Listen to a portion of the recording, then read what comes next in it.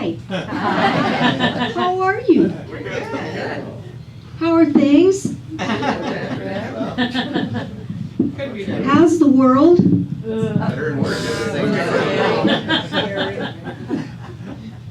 Yeah, how about it? Yes. Well, I thought you would find it interesting as we look outside and we look even over just this weekend and look out in our world and in our country, and it looks like things are falling apart. And so you come in and Joanna's talking about joy. What kind of denial is that? Why would I be talking about joy on a day like today with things the way they are and the way they feel? Why would I be talking about joy? Because we need it. Because it's important. Because it's important, because we need it, right? It's the only thing we can afford. It's the only thing we can afford. You're right. Good point. It is free. And it's free. And it's true. And it's true. Yeah, exactly. And it's high time, not a moment too soon, don't you think? Amen. Wouldn't you say that's the missing piece in all of this? And wouldn't you say that that's why many of us are where we are in our struggles, is because we've lived a life that hasn't been about joy? We've learned because the people who taught us learned, and the ones before them learned that it's got to be hard, that it has to be a struggle.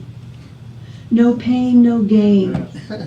And in fact, I don't know if you can remember this or can relate to this, but I certainly can, that there have been moments in my own life that if I wasn't struggling, I was feeling kind of guilty. If it was easy, I was feeling a little guilty. Did you ever feel like that because it was easy? Did you ever feel guilty because you had some extra time to play? Or that you had vacation, or that something came together that worked in your favor? Did you ever feel guilty about that? Well, maybe you didn't, but I did, and lots of people do. I saw this quote from Abraham, not our wonderful musician, but Abraham, you know that. Abraham Hicks, Esther Hicks. Abraham says, "You have been oriented that you must pay a price in order to get somewhere. And in the process, you've come to believe that getting there must be really important. Therefore, it must be your purpose." And we say, but if you're not getting to joy, then you're getting nowhere. Joy is really where you're going. And if that's the truth of it, what's going on in this world? What I saw on TV yesterday did not look like joy, did it to you? No. No. No, it didn't. What can we do about that, what we see? What we're experiencing? What we're witnessing? What can we do, you and I, today in Bremerton, Washington? What can we do? Right. Praying is very important, isn't it?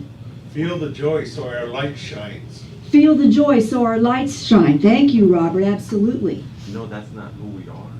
Knowing that that's not who we are. That's Stay positive. And in the essence of us, that's exactly true. In the collective of us, is it true?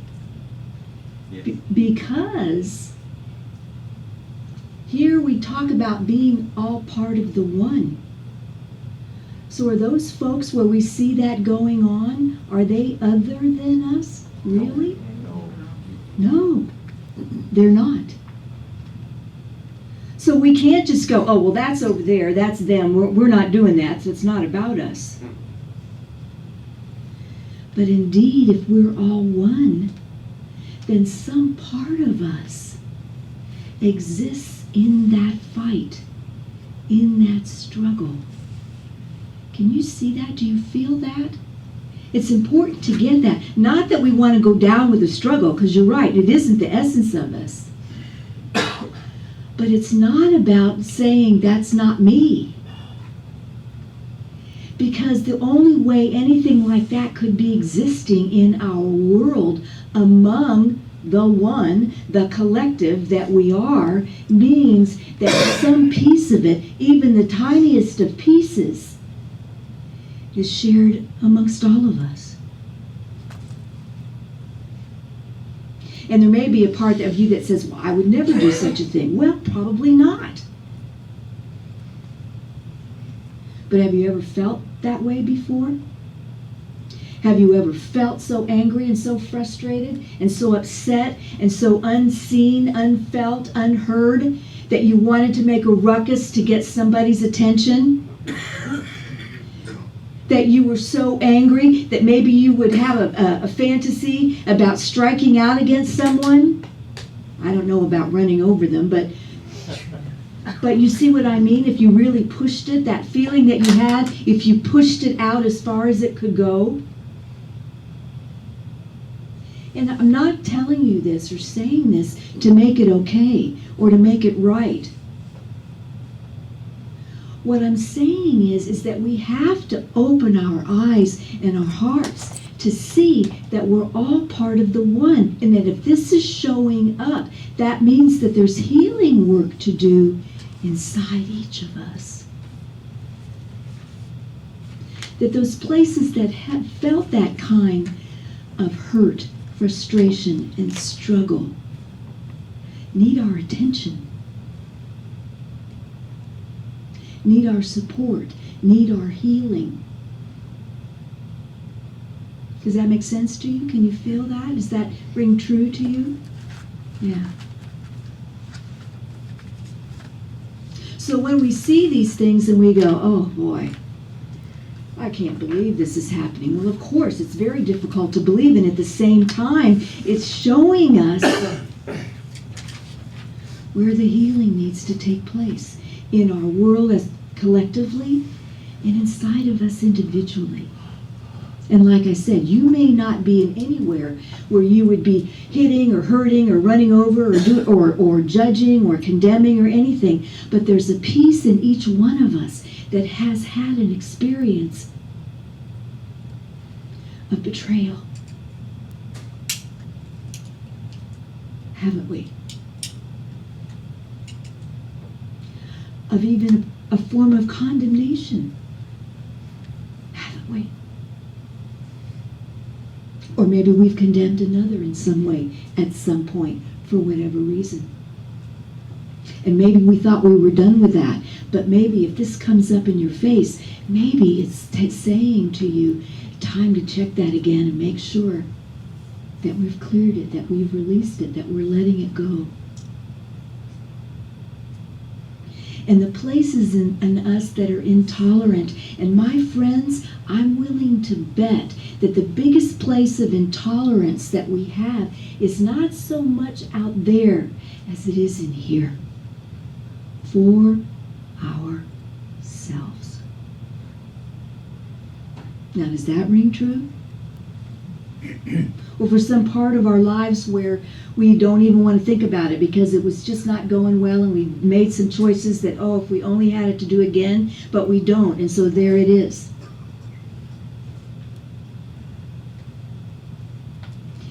These things happening are an opportunity for us to reach out and pray and bless and send light and be the light.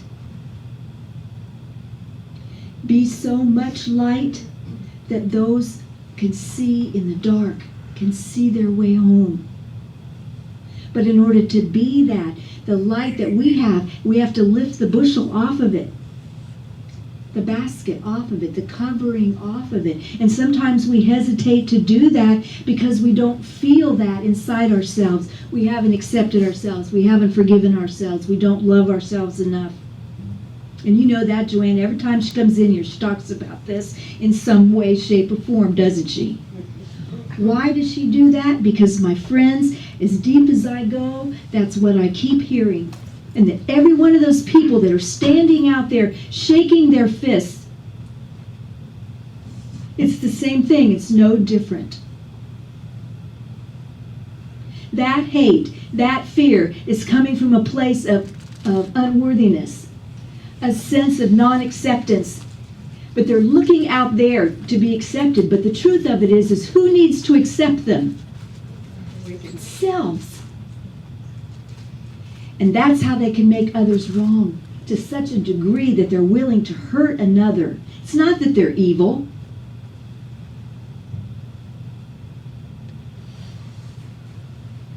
As that sense of unworthiness is couched in fears and doubts and negativity. And it's still in there. And that's what unworthiness attracts, doesn't it? We are great manifestors. We're manifesting our experience constantly, moment to moment. And if I'm coming from a place of believing that I'm not worth anything good in this life, what am I going to attract? Not anything good. In a variety of ways. And it does show up in a variety of ways, doesn't it? And we're all familiar. But those of us who are living and seeking to be conscious beings understand that life isn't happening to us. It's happening through us by what we're holding as true.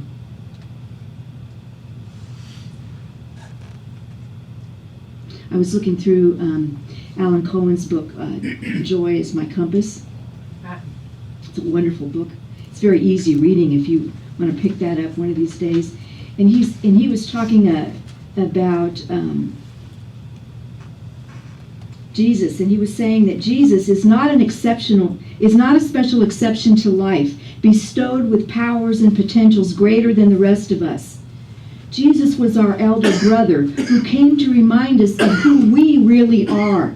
If there is any difference between Jesus and us, it is not one of ability, it is of awareness. Do you see the difference? And so very often in our religions are based on the separation between us and Jesus, right? Jesus is way up there, way out there somewhere, who I could never touch. And it's only by his great mercy that I get to be here, or that I get to survive, or that I get to go to heaven. And that is, if you ever look at what the things that we understand that Jesus said to us, he never, ever, ever said that. The whole time he was talking about, these things I am, you are. And in fact, you're even more. Because I go to the Father. What did he mean by that? Many churches use that statement as a source of separation. And what we've come to understand in consciousness is that what he was doing was drawing everybody in together. You are more because I go to the Father, meaning that in the awareness of us as that we're all part of the one, that awareness is what lifts us up. To be very much a part of the Holy Trinity. We are. And in fact, we're standing in the center of it. Do you get that? Were you all raised with the Holy Trinity? The Father, Son, and Holy Spirit, or Father, Son, and Holy Ghost? Did you ever understand that what they're making this Trinity around is you? It's how you are held. It's how you are loved. It's how you are seen. It's how you can be lifted up if you allow it. It's not a source of separating you and stomping you in the ground. That you're of the dust of the earth. The actions of those who believe that we saw on TV yesterday. Do you see that? People that don't believe that they're worthy. People that believe that they have to be saved by something outside of themselves. If it has mercy on them. And that's the last thing that divine essence, divine source, God, Jesus, whatever you name the essence of life. It's the last thing that she teaches us.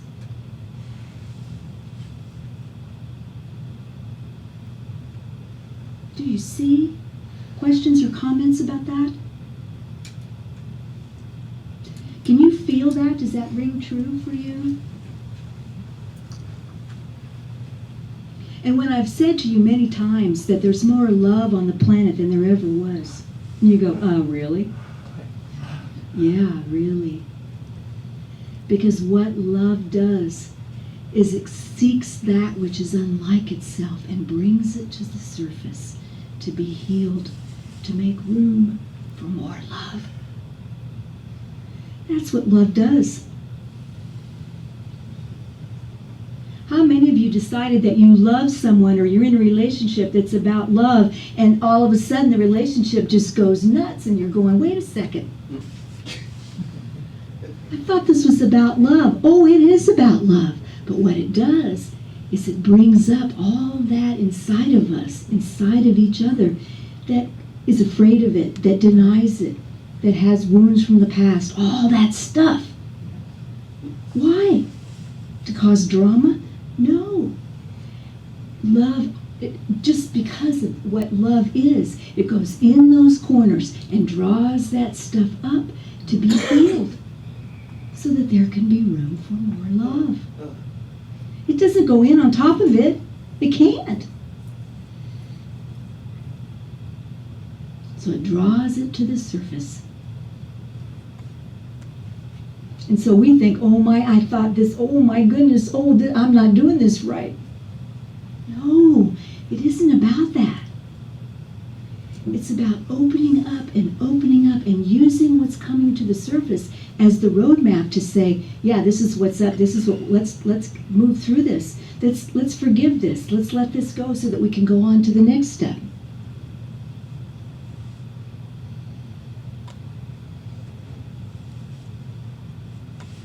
You who have been children, you have been parents, grandparents, you know these relationships are not always easy. And you think, God, I love this person more than anything in the world. Why is this so hard? It's not that the love isn't the highest quality, that it isn't real, that it isn't true, but it's like a laboratory for opportunities to grow through what the love is bringing to the surface that is unlike itself. Do you get that? Does that make sense? Any questions about that? Yes. I've struggled with that concept. I've studied it for years about love bringing what's not like it to the surface. I've read it in different places. I've looked at it. I'm amazed the reasoning for it. Why does it do that? Why couldn't it be just love? Why should it resolve those things first? I could understand it, but just turmoil is just... Well, if we don't understand it, it can just be turmoil and it can shut everything down. You're right. And it's also true that could it be healed in an instant? Absolutely it could, my friend. Could it be healed like that? Oh, yes, it could. But do we believe that? No! We need a perfect moment like this one. Okay, wait, we got it. Yeah, exactly. That's the thing. It could be, absolutely. Love has no agenda that it wants to make your life miserable for 15 years. Or even 15 minutes. It could be gone in 15 seconds if we allowed it. If we believe that. If we're willing to let go. But we so much identify with that stuff. And the ego, you know, we've talked about this many times. The ego doesn't like the unknown at all. If I don't got any files on it, no. And so we're talking about a new beginning, aren't we? A new place. And the ego goes, no. We can't let go of that because who am I if I don't have that identity anymore of the victim, of the wound, of the forlorn, right? And that's not to diminish anybody's experience. Because everybody, as you've heard me say many times too, we're all walking miracles in here. Every single one of us. Every single one of us is a walking miracle. Isn't that true, Abraham? Yes, it is. Every single one. I promise you, every single person stood up here and told their story, and we'd all be crying and in disbelief of what each person in here has walked through. But the thing of it is it didn't occur to take us down or shut us down or minimize us. the other opportunity is to lift us up and make us more and let that stuff, rather than it being the identifier, letting it being the foundation that we stand up on to go to the next level, to see beyond it. But so often we stay stuck in it. We can't see past it. So it looks like almost like love is our enemy.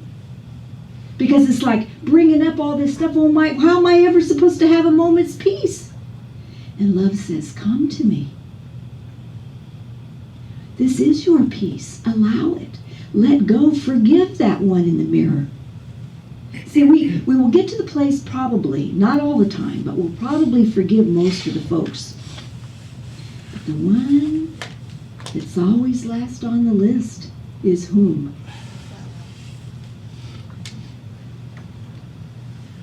So when I say to you, love brings it up to be healed, and you go, well, sounds like a good system, but why? It may take the rest of my life. It may take into the next life. You're right, it may. But if I'm willing to forgive myself and see it as an opportunity for a new beginning, to let go of it all so I can make more room for love. More love. I can make room for this relationship to evolve to something deeper, to something sweeter. Or maybe we get to the place where it feels like the relationship is complete, but we're both clear about that, so we can be in peace in that. Now, how often does that happen? Not very often. But it doesn't mean it's not the truth. Do you see? I believe it's the truth. I know it's the truth. So you need to start workshops on doing this. No, where God is present, the past or memories can't harm me. That's right. There can be no harm. No one can be lost. But there's a place in us that believes that's not true. Right? And so from that place, we're operating on fear. Right? And what does fear draw? More opportunities to be afraid.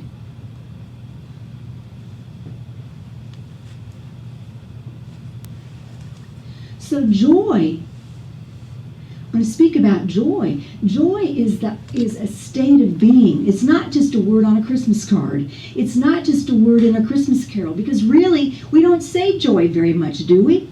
Unless it's your name, right? We don't. You don't hear it except joy to the world in November and December. Right. We don't even talk. It's like kind of a fluff word. We don't use it. Charles Fillmore says, joy is the happiness of God expressed through his perfect idea, man. Well, human. Woman. Man. Joy is strength-giving, especially if the mind is fixed on the things of the Spirit. In every moment, there is an opportunity to be lifted up, even in the ones that are most painful. Well, now, Joanna, what do you mean, the most painful? If I'm hurting, how can I feel joy? Remember when I broke my arm a few years ago? Well, I was a real baby about that. And when I was getting the x-ray and everything, when they took me to the emergency room, I was yelling. It hurt so bad. Listen, and here. And I'd never broken a bone before in this life. And I used to work in orthopedics, and I used to wonder about these people that were yelling all the time when they were getting their x-ray. I thought, I realize people want attention and things like that, but I just don't think they have to get that carried away. Well, guess who was yelling at the top of their lungs when it was me getting the x-ray? Oh! Crying, oh my goodness. And so I promise you I was not feeling joy in that moment. I could not find, I wouldn't have needed, if you'd asked me, I'd say, what are you, nuts? Joy? But as I dealt with the pain over the weeks after that, what I started to experiment with, because I was curious about it, because I know I'm the one that comes up to the front of the room and says these things. So it's nice to kind of have a sense of it to see if, am I just really crazy? So when I was really feeling a lot of pain, what I would do is when I was feeling the pain, is I would ask what it was I could be grateful for in that moment, because I didn't feel grateful for the pain. I didn't. Gotta be honest, I didn't. So what I would go to is I would feel grateful for my breath, that I could breathe. And when I noticed, I would try to breathe in the gratitude and breathe as deep as I could. And what I would notice is after I did that for a little bit, the pain was less. And I did that several times and it worked every time. And I invite you to do that too. That's not to say that there isn't real pain and we don't have real, I'm not saying that. I'm just talking about ways to move through it. Because that's what consciousness is. Consciousness isn't about the fact that we're not going to have anything go wrong anymore. I mean, I know when we signed on for this tour, we thought, well, maybe nothing will go wrong anymore. Have you noticed that? No. The difference is that we understand things a bit better and we have tools to help us move through it. And that whatever experience shows up, we can use it to lift it up a little more. Do we do it in the moment it occurs? Not all the time. Sometimes maybe. Not all the time. I don't. It's not my first thought, my second thought, third. Sometimes it's not my fourth or fifth either. Gotta be honest. But once I get there, once it does become my thought, once it does come into my reality, my experience, my consciousness, then things begin to shift. And that's how we support each other. Now, it isn't about us saying, so, Abraham, what's going on with you that you would draw the flu into your life at this time? Don't you find that annoying? Very. Yeah, no, not that. It's, how can I support you in this moment?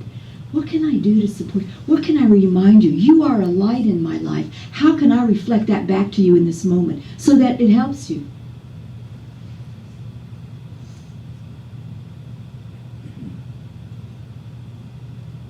It's not denying the flu. It's not making you wrong for having it. It's how can I support you in this, Abraham? What can I do for you? Do you need some chicken soup, honey? Are you okay? And there's that part, there's the chicken soup part, and there's also the kindness part, and the compassion part, and the light part. And it doesn't help us to make ourselves wrong if we don't get there in the first moment, or in the first 5 minutes, or maybe even in the first day. But as long as we get there, and when we do, then go for it. Act from there. Trust from there. Heal from there. Right? Questions or comments about that? Anything?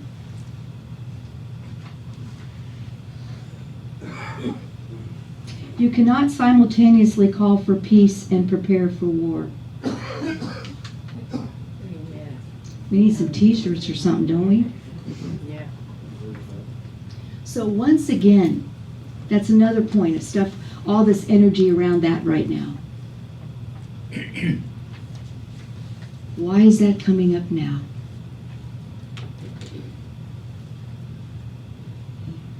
Because there's underlying rage. We cannot call for peace with a rageful heart. We cannot call for peace and entertain ourselves with violence. Hello, people. We cannot do it. We cannot do it. Do you get that? Absolutely. We cannot be peacemongers and entertain ourselves with people fighting and killing each other on television, in movies, every single night.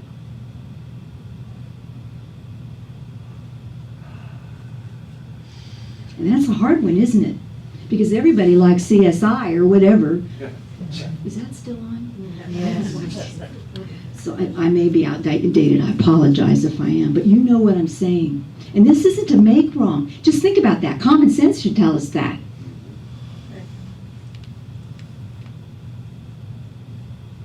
And it's getting more and more intense. And so why wouldn't someone get on the bandwagon if someone starts raising the saber for war when that's what we're seeing on television every night? When our young people, that's what they're looking at every night. Or those are the games they're playing on the computer. Right. Duh. You see, there's some changes we all need to make that may not literally affect anything out there, but in our oneness collectively, on a spiritual level, on a psychic level, on an energetic level, it's hugely powerful. It has an impact.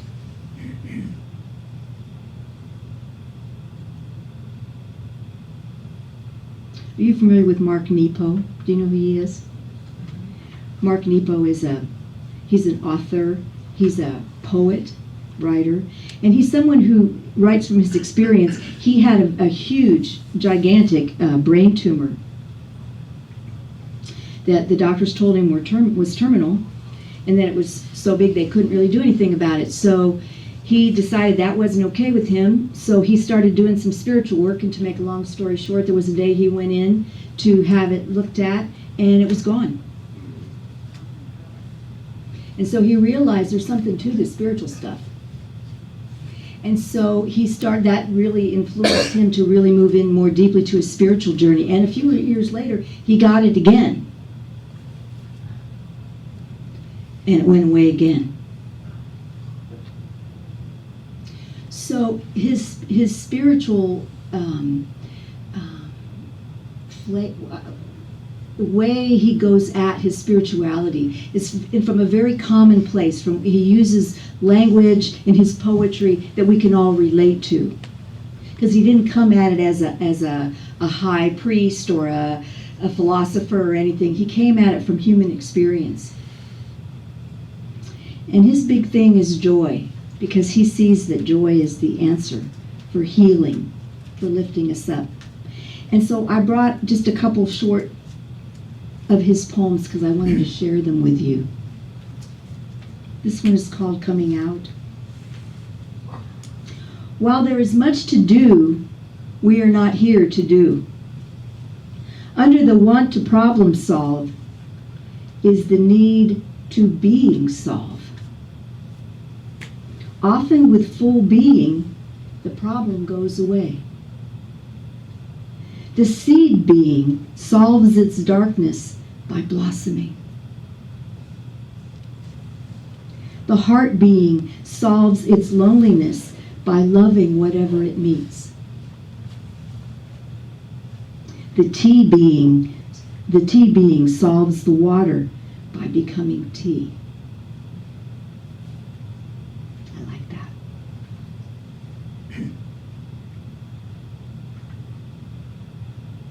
This one says, it's made from bone.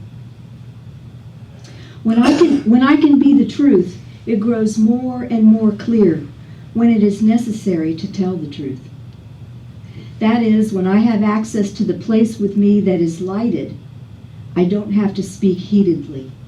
I can just give away warmth. When I am still enough to brush quietly with eternity, I don't have to speak of God. Isn't that a beautiful sentence? When I am still enough to brush quietly with eternity, I don't have to speak of God. I can just offer peace to those around me. A tree grows so it can convey wind. It is not the wind, and a person grows in order to convey spirit. They say that animals recharge their innocence each time they hoof the earth. And we are reborn each time we touch what matters.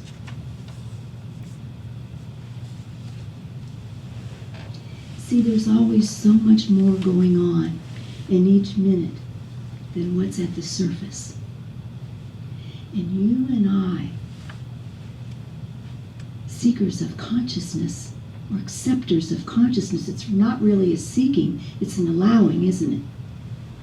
An allowing of consciousness, an allowing of awareness, are charged with the task of finding that which is deeper in each moment.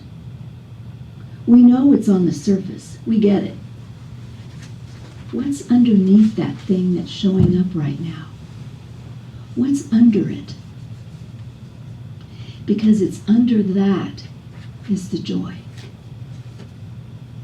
The joy is always on the other side of our willingness to step in.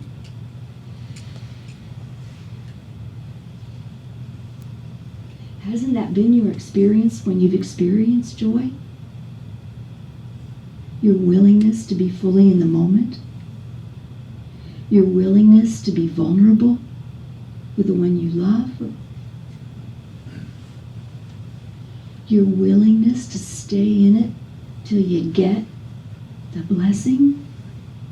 Remember in the Old Testament, the story about Jacob wrestling the angel and stayed with the angel until the angel gave him the blessing? There's a message there. We can't take what's happening in our world at surface value. We'll miss it, and we can't afford to miss it. Look deeper. When you see those angry faces and you feel that anger, the reason we can identify it is because it exists somewhere inside of us. Maybe not to that degree in any way, shape, or form. But what you can do to heal the moment is to go in and find it in you, whatever that looks like. Whether it's an experience from your childhood, whether it's your first marriage, with one of your kids, with a neighbor, with a coworker, doesn't matter. The details don't matter. It's the feeling of it. You know, you hear in Conversations with God, God always said that feelings are the language of the soul. And I find that to be so important because the feelings are the pointer to tell me what it is, what it's holding on to in here. If I follow the feeling in, what's it anchored to? Do you see? And there's your answer.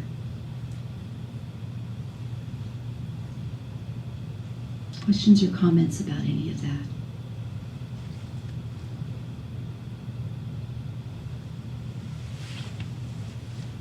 I understand what you're saying. Mm-hmm.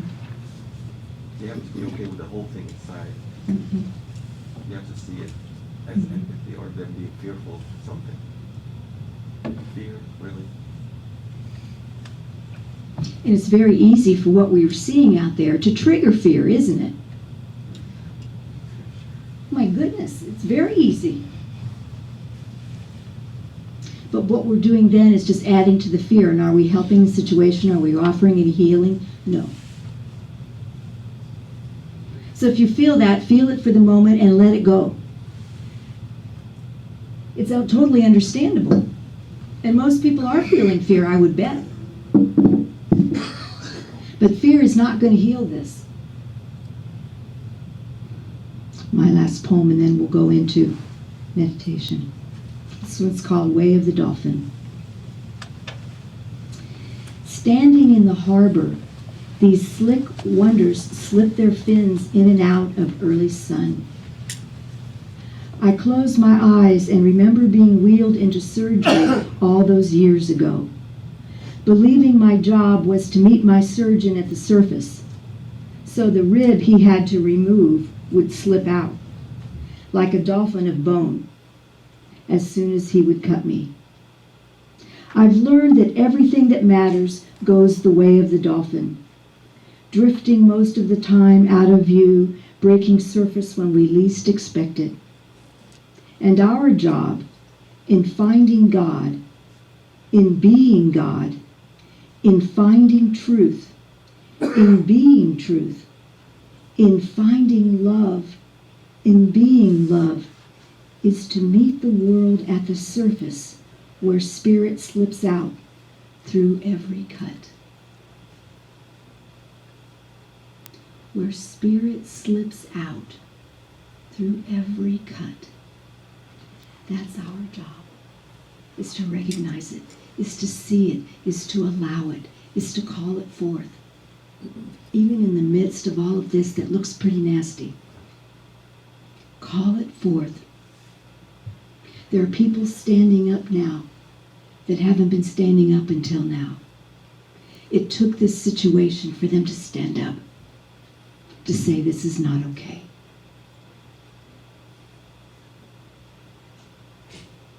Let's shine the light through that awareness, make it bigger.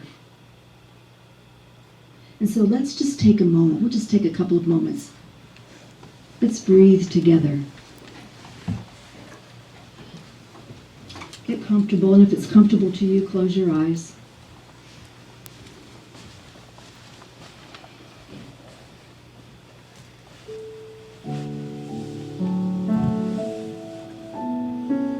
And what comes to me immediately,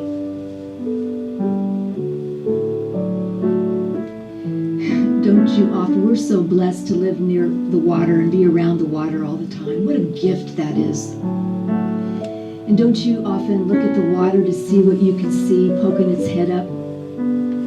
Is that a sea lion? Is that a seal? Is that a dolphin? Is that a whale?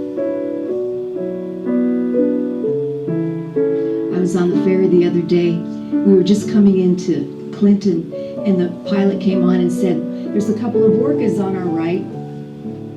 Everybody goes racing over there, and I'm always wondering if the ferry's going to tip, but it doesn't. It's almost like in that water, the water of daily life, every so often that joy pokes through. That joy, it's there if we're watching, if we're paying attention, if we're allowing. And oh, how we can use it in these days.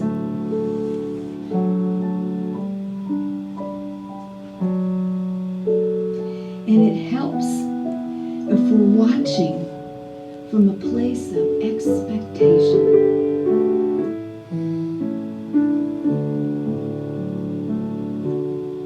That of course those beautiful beings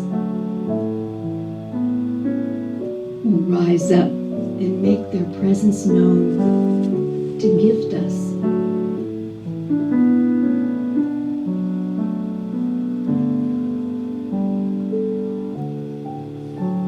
Or maybe for you this morning it's the eagle flying overhead. Don't you feel gifted in the moment when there's the eagle soaring overhead? Or a red-tailed hawk, or whatever it is. Part of consciousness is seeing with eyes that are open to the beauty and the peace and the joy,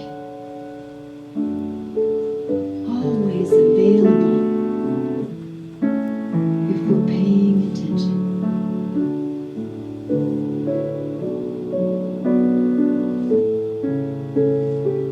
And in this moment, there may be someone you know, someone you love, who could use this reminder that what's going on for them, it may not be what they're thinking about, joy right now. It may not be peace. But because we're all one, we can hold them for it until they can for themselves. So if there's someone you'd like to bring into this moment, to the energy of this moment, feel free to say their names aloud right now.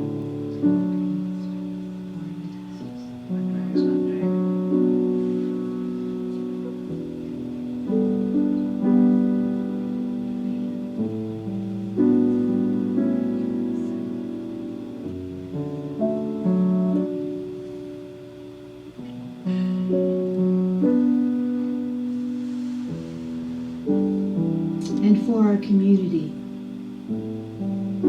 for our country, for our planet, for the universe, that in this moment of now, all forms of life are held, are lifted up, are blessed.